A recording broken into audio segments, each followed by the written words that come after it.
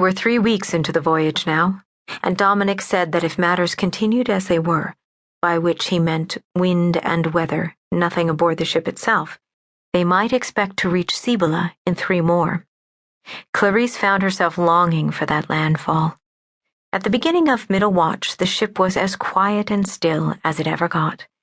Even if most of the crew were asleep, even in the middle of the night, men would be standing watch, or sometimes even sleeping upon the deck, where the air was fresher and cooler. Clarice had been surprised, a few days into the voyage, to discover that over 80 souls made their home aboard Assassino, but there were 4 watches to man, and in foul weather the whole of the ship's complement might be needed on deck to sail her. Clarice had quickly discovered that Dominick, too, relished these moments of peace and relative privacy. "I think this is my favorite time of day," Dominick said. "And yet, it is not day at all," Clarice answered lightly. She stood beside him at the wheel, for she sought him out as often as he did her, though there were many things he would not, must not, speak of.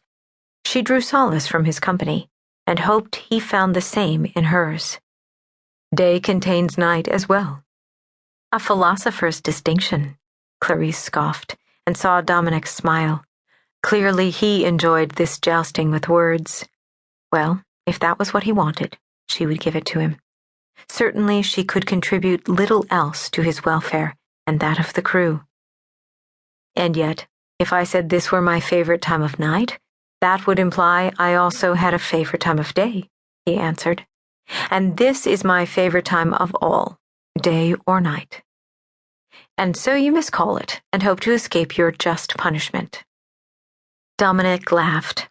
"Look around you and tell me I am wrong." It was after midnight, and the waxing moon hung low and golden in the sky before them. The sea was a featureless black plain that stretched all the way to the low horizon, but above it, the heavens were brilliant, and the sky was the deepest possible blue. The night air was cool and soft, streaming over her skin with the motion of Assassino's passage through the night. The familiar song of the ship was joined by the hush of water streaming past the hull, and if the ship's lanterns had been extinguished, Clarice might have fancied herself some magical night bird flying through the darkness under her own power. "In truth, I cannot," she admitted. Dominick chuckled warmly. "We shall make a sailor of you yet, Clarence. It is clear the sea is in your blood, even though you have come to it late indeed."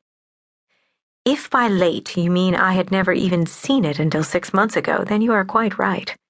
I never thought I would find anything to compare with the mountains of home, but this is beautiful." "I've never seen a mountain, at least not a proper one, with snow on it. Is your home very far away?" "Very."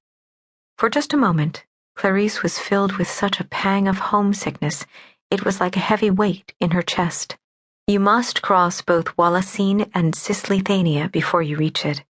As for mountains, the Swan's Crown is the highest peak in all the Borogny Mountains, and is covered with snow all year round.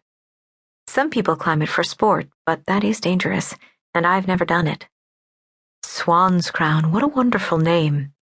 It is said that long ago the Swan King had 2 daughters named Wealth and Victory, who were stolen from him by a wicked sorcerer. He sought all over the world for them, and when he found them, Wealth was a princess, and Victory was a scullery maid.